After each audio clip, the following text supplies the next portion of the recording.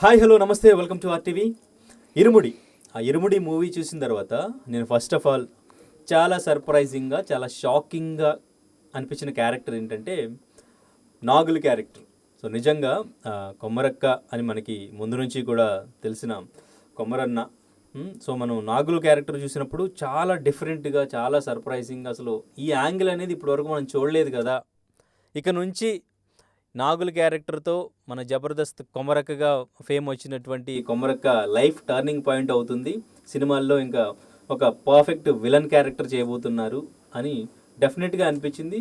And ఇంకో ఓవరాల్గా cinema మొత్తం కూడా చాలా ఎమోషనల్గా, డివోషనల్గా, సస్పెన్స్ అన్ని ఎలిమెంట్స్ని కూడా శివ నిర్వాణ చాలా పక్కాగా ప్లాన్ చేసి స్క్రిప్ట్ రాసుకుని ఒక మంచి బ్లాక్ బస్టర్ హిట్ కొట్టారనిపించింది. సో ప్రస్తుతం మనతో పాటు నాగులన్న ఉన్నారు. ఒకసారి ఇరుముడి గురించి అడిగి తెలుసుకుందాం. నమస్తే అన్న.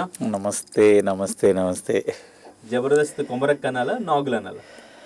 జబర్దస్త్ కొమరక్క అనేది నా లైఫ్ టైం బ్రాండ్. అది కాకపోతే ఇప్పుడు ఇరుముడి సినిమాతో బయటికి ఏడ కనిపించిన నాగులు అంటే చాలా హ్యాపీ అనిపిస్తుంది. అంటే ఒక్క సినిమా జబర్దస్త్లో పశువులు అంటే నాకు ప్రాణం అని ఒక డైలాగ్ ఉంటుంది. ఆ ఒక్క డైలాగ్ నా లైఫ్ను మార్చింది. ఒక 9 years నేను వెనక్కి తిరిగి చూసుకోలేదు. అన్ని రకాలుగా హ్యాపీగా ఉంది. కానీ అనిపించేది ఒక్క సినిమా లైఫ్ మారుస్తుంది అంటారు, ఒక్క డైలాగ్ మారుస్తుంది అంటారు కదా, అది రెండు నా లైఫ్లోనే జరిగిందేమో అనిపించింది. ఓకే, కొమరక్కగా ఒక డైలాగ్ నా లైఫ్ను మార్చింది.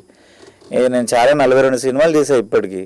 కానీ ఏ సినిమాలు వీడు భలే చేశాడబ్బా అనేటంత క్యారెక్టర్ ఎప్పుడు భలే ఉన్నా, ఏదో ఫ్రెండ్ క్యారెక్టర్లలో చేస్తున్నా ఉన్నా అంతే తప్ప ఎప్పుడు అంత సక్సెస్ రాలే.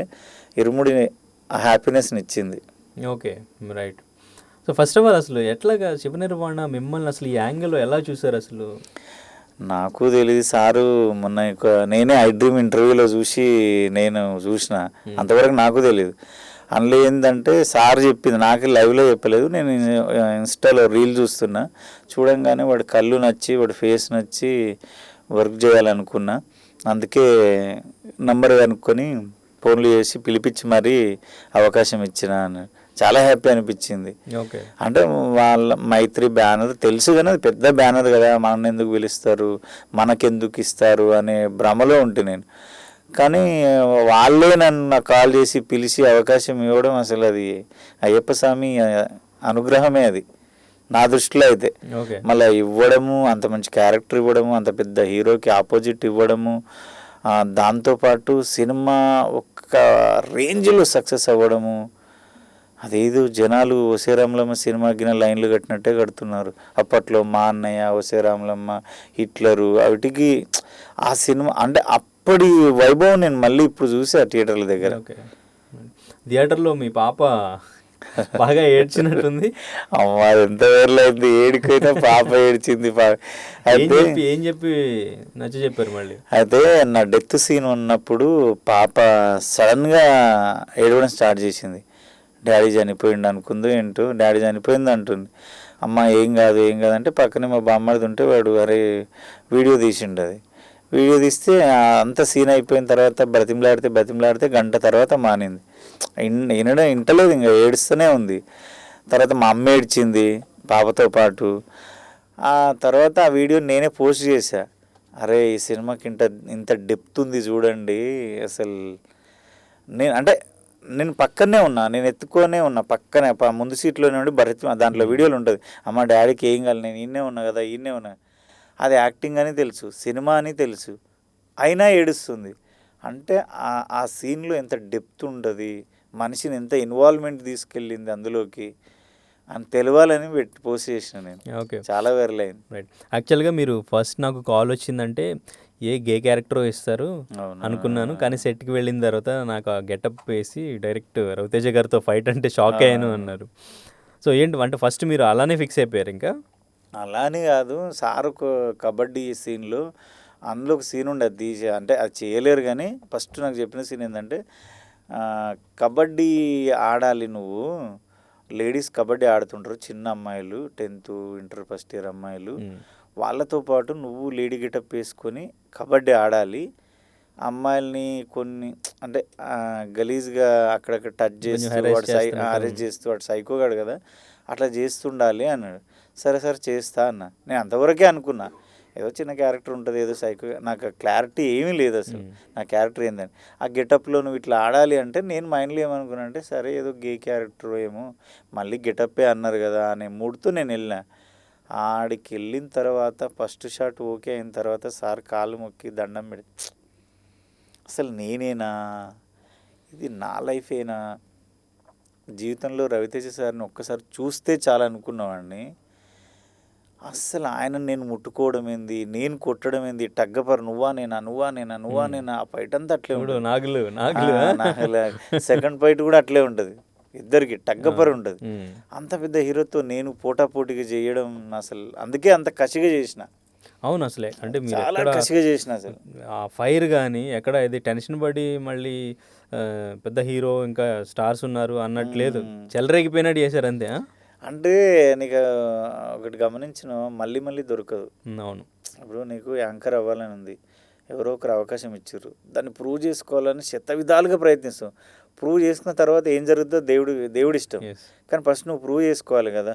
మళ్ళీ మళ్ళీ అంత పెద్ద క్యారెక్టర్ నాకు రాదు, రావాలి అంటే ఫస్ట్ దీన్ని చేయాలి. నేను ఏమన్నా కానీ కాలు కానీ చెయ్యరు కానీ ఏమన్నా కానీ సరే, హీరో పెద్ద హీరో, ఆయన కాలు మొక్తా దండం పెడతా, గౌరవం ఉంది, అన్నీ ఉన్నాయి. ఫస్ట్ ఆఫ్ ఆల్ నేను మనసులో అనుకున్నది ఏంటంటే ఆయన పెద్ద హీరో, అవన్నీ ఓకే, నీ భక్తి నీ భావం అన్నీ పక్కన పెట్టరా కొమరం, అవతల నీకు ఆపోజిట్ క్యారెక్టర్, నువ్వేం చేయాలనుకున్నావు అది చెయ్యి, నువ్వు సైకోగాడు టగ్గపరి చేయాలి అని ఫిక్స్ అయిపోయినా మైండ్లో. లేకపోతే సారు తిడతాడు, అంత నన్ను నమ్మి క్యారెక్టర్ ఇచ్చిండు అని ఫిక్స్ అయిపోయినా. ఓకే, ఫస్ట్ సీన్ అదేనా మీకు? అంటే ఫస్ట్ సీన్ లొకేషన్కి వెళ్ళంగానే ఆ కాల్ అదే ఫస్ట్ సీనే అది. ఏమైనా టేకులు తీసుకున్నారు? అది ఏమైనా టెన్షన్ పడ్డం? లేదు. నా అదృష్టం ఏంటంటే ఆ ఫైట్ దగ్గర ఒక 40 షాట్లన్నీ ఉంటాయి. ఇక్కడ నుంచి నన్ను బట్టలు ఇప్పించి డ్రైవర్ మీద కూర్చోబెట్టి కొట్టే వరకు అంతా సింగిల్ టేకే. ఓకే, మొత్తం సింగిల్ టేక్ అంత 4 days జరిగింది. 4 days సింగిల్ టేకే చేసిన, ఎక్కడ కూడా రీటేక్ చేయలే. ఓకే, అది మళ్ళీ వేరే సీన్స్ కొన్ని retake, second take, third take అయినా కానీ ఆ ఫైట్ ఒక్కటి వరకు మాత్రం టేకులు చేయలే. Okay right. ఇది ఒకసారి ఆ ఫైర్తో డైలాగ్ చెప్పండి ఒకసారి. తమ్మి నిజంగా చెప్పినా నాకు నిద్ర లేదు ఇప్పటికే. ఒక్క డైలాగ్ చెప్పండి. అసలు ఆ నాగుల్ క్యారెక్టర్ రియల్గా చూడాలనిపిస్తుంది మాకు. నాగుల్ని బయటకు తీసిరండి ఒకసారి. మా ముందు నాగులు ఉంటే ఎలా ఉంటుందో ఎక్స్పీరియన్స్ చేయాలని ఉంది. గొంతు పోతుంది. కాకపోతే మీరు ట్రైలర్లో చూసిర్రు, సినిమాలో చూసిర్రు, అంతటా చూసిర్రు. నేనేమంటా అంటే కొంచెం అది ఆ మూడు వేరు, ఆ డ్రెస్ వేరు. అది మళ్ళీ నేను ఇట్లా ఇప్పుడు చేసిన అనుకో అందరూ ఏమనుకుంటారు అంటే సినిమాలో అంత బాగా చేసిండు ఈడేందుకు ఇంత, అట్మాస్ఫియర్ వేరే. అది ఓకే, నార్మల్గా నన్ను ఇట్లా చూస్తే డబ్బింగ్ నాది కాదనుకుంటారు చాలామంది. అంత అగ్రెసివ్గా మనోడు చేయడు, రియల్గా అయితే లైట్ ఉంటాడు, సింపుల్గా ఉంటాడు కదా. కానీ డబ్బింగ్ నాదే, యాక్టింగ్ నాది, ఆ క్యారెక్టర్ చేసింది కూడా కొమరక్కే. ఓకే, అంటే వాళ్ళు నమ్మలేకపో నిజాలు అవి, కానీ హ్యాపీ. ఓకే, నాకైతే అసలు ఎన్ని కాల్స్ వస్తాయి, ఎన్ని మెసేజ్లు పెడతారు, ఎంత పాజిటివ్గా నన్ను రిసీవ్ చేసుకుంటారు. చేశారా మీ జబర్దస్త్ దోస్తులు ఎవరైనా? చాలామంది చేశారు. అవునా? చాలామంది చేశారు. అందరూ వాళ్ళు ఏదో సక్సెస్ అవుతున్నట్టు ఫీల్ అయిపోతారు. ప్రతి నాతో జర్నీ చేసిన వాళ్ళు పక్కన పెట్టు, జబర్దస్త్ వాళ్ళంతే కామన్, జస్ట్ కోలీగ్స్ కాబట్టి కంపల్సరీ చేస్తారు, హ్యాపీనెస్ని షేర్ చేసుకుంటారు. నా ఫ్యాన్స్ ఉన్నారు కదా, కొమరక్క ఫ్యాన్స్, వాళ్ళు మైండ్ స్టక్ అయ్యి ఒక బ్లాంక్లో ఉన్నారు. మా కొమరక్కేనా ఇది, ఇంతకు మా కొమరక్కేనా చేసింది అంటే వాళ్ళు ఒక షాక్లో ఉన్నారు. చేసింది మరి ఇంత అగ్రెసివ్గా ఇంత బాగా చేసిందా? ఆ విషయంలో అయితే నిజంగా చెప్తున్నా, తెలుగు ప్రజలందరికీ ಎಪ್ಪಟಿಕಿ ಋಣಪಡಿ ಉಂಟಬ್ಬ. ಇಂಕೋಟಿ చాలామంది ಕನ್ನಡದವರು ಹೇಳ್ತಾ ಇದ್ದರು, ಕನ್ನಡದಲ್ಲಿ ನೀನು ಯಾವತ್ತೂ ಮಾತಾಡಲಿಲ್ಲ, ನಮಗೋಸ್ಕರ ಹೇಳಲಿಲ್ಲ ಅಂತ. ಕನ್ನಡದಲ್ಲಿ ನೀವು ನನಗೆ ಎಷ್ಟು ಲೈಕ್ ಮಾಡ್ತೀರಿ, ಕೊಮ್ರಕ್ಕ ವೀಡಿಯೋಸ್ ನೋಡ್ತೀರಿ, ಬೆಂಗಳೂರಾಗಲಿ, ರಾಯಚೂರಾಗಲಿ, ಗುಲ್ಬರ್ಗ ಆಗಲಿ ಎಲ್ಲ ನೋಡ್ತಾ ಇದ್ದೀರಿ. ನಾನು ಯಾವತ್ತಿಂದ ಹೇಳಬೇಕಂತ ನೋಡ್ತಾ ಇದ್ದೀನಿ, ಹೇಳಲಿಲ್ಲ, ಇವತ್ತು ಹೇಳ್ತಾ ಇದ್ದೀನಿ. ಕನ್ನಡದವ್ರಿಗೆಲ್ಲ ನಮಸ್ಕಾರ ಕೊಡ್ತಾ ಇದ್ದೀನಿ. ನಮ್ಮ ಇರುಮುಡಿ ಮೂವಿನಿ ಸಕ್ಸಸ್ ಮಾಡಿದರು. ಇನ್ನು ಯಾರ್ಯಾರು ನೋಡಲಿಲ್ಲ ಅವರೆಲ್ಲ ಹೋಗಿ ನೋಡ್ರಿ. ನಮ್ಮ ಕೊಮರಕ್ಕ ಟಿವಿ ಮಾತ್ರ ಕಂಪಲ್ಸರಿ ನೋಡ್ತಾ ಇರ್ರಿ. ನಿಮ್ಮ ನಾಗಲು కన్నడదಲ್ಲಿనూ యాక్టింగ్ మాడుతాను, అది గ్యారెంటీ కొడతా ఇದ್ದೀನಿ ನಾನು. Thank you so much. వాళ్ళు ఏం చేస్తారంటే కింద కామెంట్లు, కొమరక్క కొమరక్కను కన్నడలో మమ్మల్ని పలకరిస్తుంటే అప్పుడప్పుడు, అన్నా నువ్వు పలకరిస్తలేవు అన్నందుకు చెప్పా. ఓకే. కన్నడ ఎప్పుడు నేర్చుకున్నారు ఇంత ఫ్లూయెంట్గా? నాకు 6 భాషలు వచ్చాను. అవునా? ఓకే. నాకు అది పిచ్చి అంతే ఇక. ఓకే. లాంగ్వేజ్ ఏదైనా నచ్చితే నేర్చుకుంటారా? ఓకే. సో అయితే ఇప్పుడు మీరు పాన్ ఇండియా యాక్టర్ అవ్వడానికి కొంచెం ఈజీ యాక్సెస్, లాంగ్వేజ్లు కూడా ఆల్రెడీ వచ్చి ఇప్పుడు ప్రూవ్ అయ్యారు. ఇండస్ట్రీకి రాకముందే నేర్చుకున్నా నేను. ఓకే. నా చిన్నప్పటి నుంచే లంబాడి, హిందీ, తెలుగు, నేపాలి, తమిళ్, అప్పుడు ఇంకా తుళు కూడా వచ్చేది, మర్చిపోయిన సరిగా ఈ టెన్షన్లు అన్నీ. ఓకే. మరి ఈ కొమరక్క కంటిన్యూ చేస్తారా, ఇంకా ఆపేసినట్టేనా? ఆపనన్నా. నన్ను నమ్ముకొని నా ఫ్యాన్స్, కొమరక్క ఫ్యాన్స్ చాలామంది ఉన్నారు. ఓకే. కానీ అంటే ఇప్పుడు డైరెక్టర్స్ మళ్ళీ మీరు అలా కనిపిస్తే మళ్ళీ ఇటువంటి రోల్లో మళ్ళీ యాక్సెప్ట్ చేస్తారా? మళ్ళీ ఆ రోల్లో కనిపించడం కరెక్ట్ కాదని ఇటువంటి సజెషన్స్ ఏమన్నా రావచ్చేమో? అంటే నేనేమంటున్నా అంటే కొమరక్కను అంత ఫ్లూయెంట్గా అంటే అంత రెగ్యులర్గా చేయకపోయినా నా ఫ్యాన్స్ అంటూ ఉన్నారు కదా, వాళ్ళే నాకు. మీకు ఇష్టమేనా కంటిన్యూ చేయడం కొమరక్క? నాకు ఇష్టమే, నాకు ఏదైనా చేస్తా. నేను బట్టలు నువ్వు అందులో డ్రాయర్ మీద చేశాను కదా, శివసార్ అన్న డ్రాయర్ లేకుండా అయినా చేస్తా నేను. ఓకే. అప్పుడు నేను యాక్టరు, నేను ఛాయ్ లాంటి, ఏ కప్పులో ఛాయ్ పోసినా, అది వంకరున్న కప్పులో పోసినా వెళ్ళిపోతా. నేనేమంటే నేను ఒక యాక్టర్గా పుట్టినా, యాక్టర్గా బతకాలనుకుంటున్నా, యాక్టర్గానే చనిపోవాలనుకుంటున్నా. నేను ఏ యాక్టింగ్ అయినా చేస్తాను. అది బిచ్చోడా, బట్టలు లేకుండా, బట్టలు ఉండా, సైకోగాడా, వీలనా, ఏది ఉన్నా చేస్తాను. నేను ఒక యాక్టర్ని అంతే. నేను ఇదే చేయాలని. కొమరక్క అనేది ఒక బ్రాండ్, అది కొమరక్క యాక్టింగ్ కాదా అది. అంటే సినిమాల్లో బిజీ ఉండి అప్పుడప్పుడన్నా ఒక ఎపిసోడ్ చేస్తా. ఎందుకంటే అన్న చెప్పనా, చాలామంది ఫ్యాన్స్ కొమరక్కను చూడకుండా తిననోళ్ళు కూడా చాలామంది ఉన్నారు. అంత పీక్స్లో రూరల్ ఫ్యాన్స్. వాళ్ళని ఎందుకు బాధ పెట్టడం, వాళ్ళని కూడా సంతోష పెట్టాలి కదా. వాళ్ళని మర్చిపోవద్దు, నాకు లైఫ్ ఇచ్చిందే వాళ్ళు. మీకోసం కంపల్సరీ నాకు కుదిరినప్పుడు కంపల్సరీ మీ ఎంటర్టైన్మెంట్ మీకు ఇస్తా, సినిమాలు చేస్తూనే. సెట్లోకి వెళ్ళినప్పుడు రవితేజ గారు కానీ లేదంటే అజయ్ ఘోష్ గారు కానీ వీళ్ళందరికీ తెలుసా, చూస్తుంటారంట మీ వీడియోస్ ఏమైనా? చూస్తారంట. ఓకే. చెప్పారా?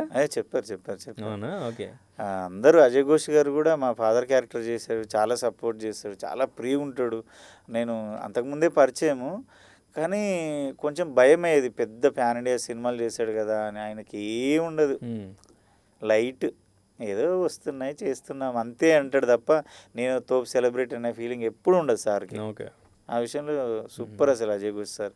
రవితేజ గారికి మీకు ఆ ఫైట్ సీన్స్ కానీ అక్కడ మీకు ఎటువంటి సజెషన్స్ కానీ, ఏదైనా మధ్యలో ఆగిపోతే లేదంటే కొంచెం ఏదైనా అక్కడ బాగా ఇది కదా ఫైట్ సీన్, కొంచెం యాక్షన్ ఎక్కువగానే ఉంది, దానికి సంబంధించి ఏదైనా సజెషన్స్ చెప్పడం, జాగ్రత్తలు చెప్పడం అంటే ఎలా చేశారు అసలు? సార్ దగ్గర కంఫర్ట్ ఏముంటుందంటే, అరే చూసుకున్నావా, ఓకేనా, కంఫర్టేనా అంటే, మళ్ళీ ఎప్పుడన్నా తెలియకుండా తాకినా, కింద పడ్డా, అరే జాగ్రత్త, తాకిందా, ఏమైనా దెబ్బ తాకిందా, ఓకేనా, అరే ఓకే అంటే ప్రతిదీ ఆయనకు అనవసరమైన విషయాన్ని కూడా మనకి ఇబ్బంది అనిపిస్తుందంటే, ఆయనకు ఒక తల్లి ఒక తండ్రి ఎట్లా కేర్, అరే రే ఓకేనా అంటే మన ఇంటోళ్ళని మనం అరే పెద్ద హీరోని తాకితే వాడికి తాకిందేమో అనే మనిషి కాదు ఆయన.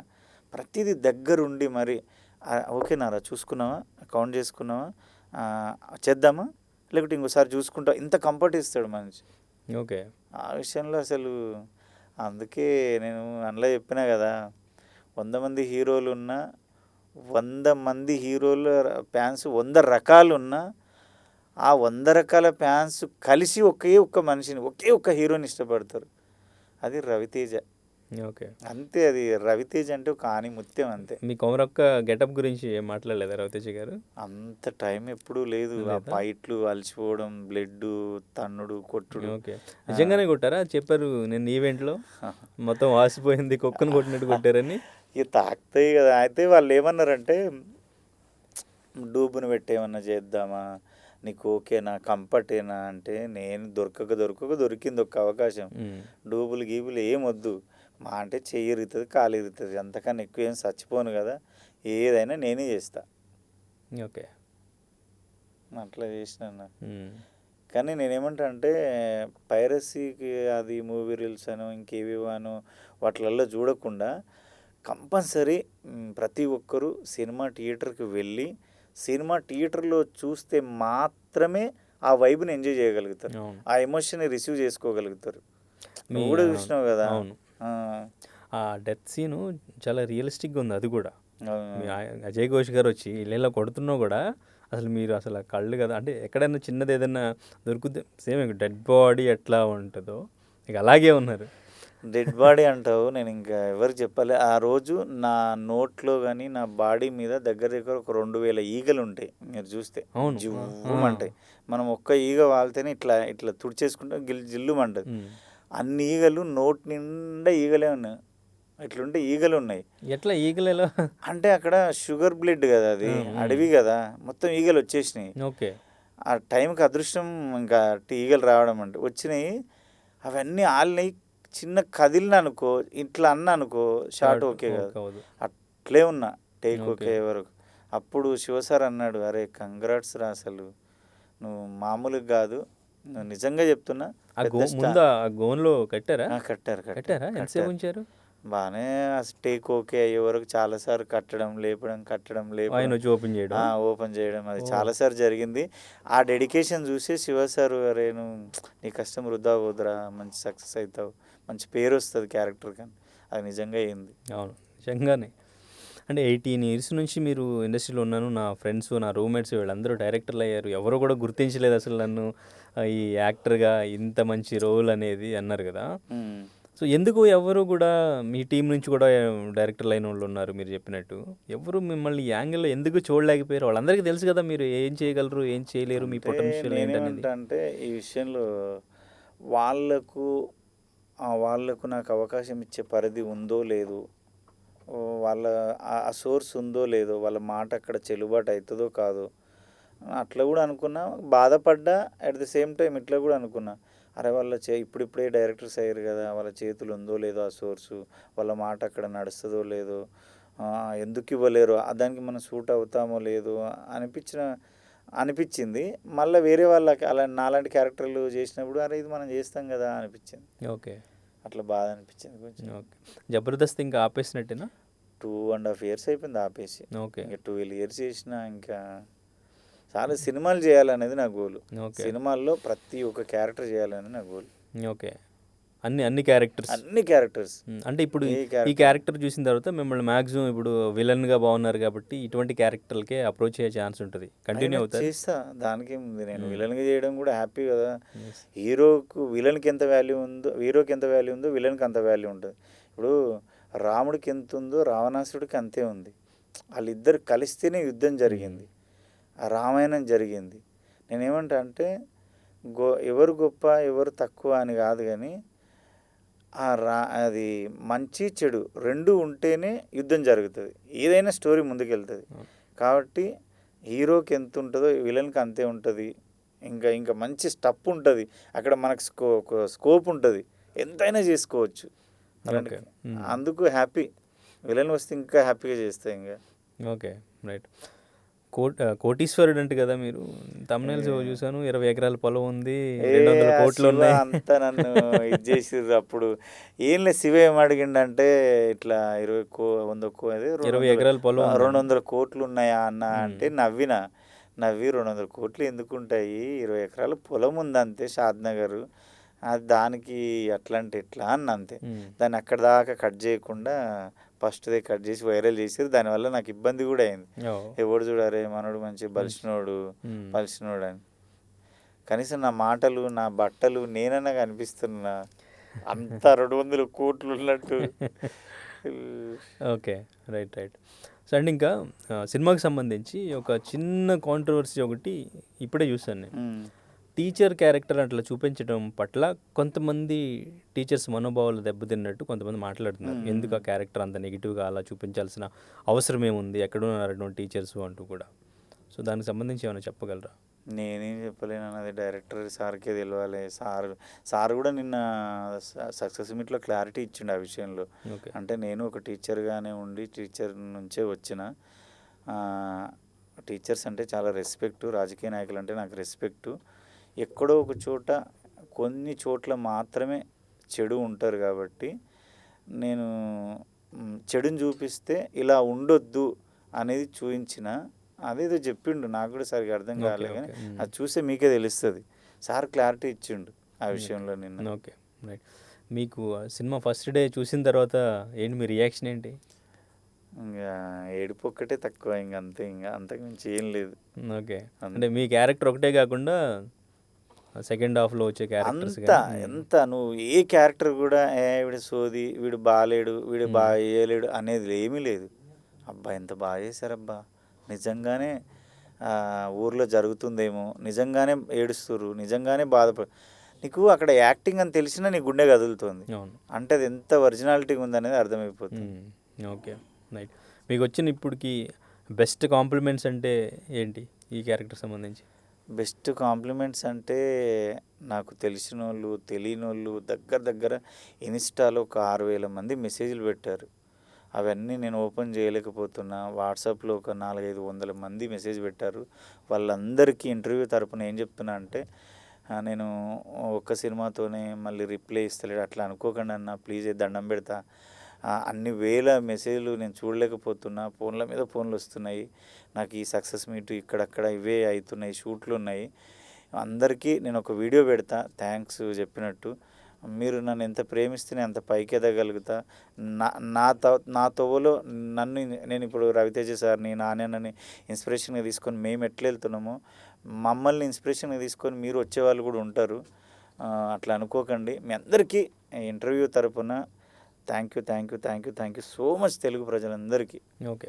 అండ్ ఇంకా ఒక 7-8 ప్రొడక్షన్ హౌస్ల నుంచి కూడా కాల్స్ వచ్చినాయి అని చెప్పారు కదా, ఏమన్నా కన్ఫర్మ్ చేశారా? కన్ఫర్మ్ అంటే నిన్న మొన్ననే వచ్చినాయి అన్న. నేను ఇంకా వస్తున్నాయా? వస్తున్నాయి, నేను ఆ ఫోన్లు అన్నీ ఎత్తలేవు, చాలా ఫోన్లు ఉన్నాయి, దాంట్లో అందులో అభిమానులే ఎక్కువ ఉన్నాయి అన్నట్టు. ఓకే. ఆ ప్రొడక్షన్ నుంచి వచ్చినవి కూడా ఉన్నాయి. నేను ఆఫీస్కి వెళ్ళి కలిసి అవి క్యారెక్టర్లు ఏందో చూసి, దేవుడి దయవల్ల మంచి క్యారెక్టర్లు ఉంటాయి. ఇప్పుడు వరకు మీరు చేసిన క్యారెక్టర్లు వేరు, ఇక నుంచి చేయబోయే క్యారెక్టర్లు ఇక నుంచి ఒక ఎక్స్పెక్టేషన్ పెట్టుకుంటారు. ఇప్పుడు కొమరం క్యారెక్టర్ చేస్తున్నారు అంటే ఎక్స్పెక్టేషన్ అనేది డెఫినెట్గా పెట్టుకుంటారు. ఇక నుంచి మీరు ఎలా చూస్ చేసుకోవాలనుకుంటున్నారు? ఒక క్యారెక్టర్ చేయాలి అనుకుంటే మన మీద ఇప్పుడు ఒక నమ్మకం ఉంది, ఒక ఎక్స్పెక్టేషన్ ఉంది కాబట్టి ఎలా చూస్ చేసుకోవాలనేది ఏమన్నా ఆలోచించారా? అసలు మీరు క్యారెక్టర్ ఎలా డిసైడ్ చేసుకుంటారు చేద్దామని?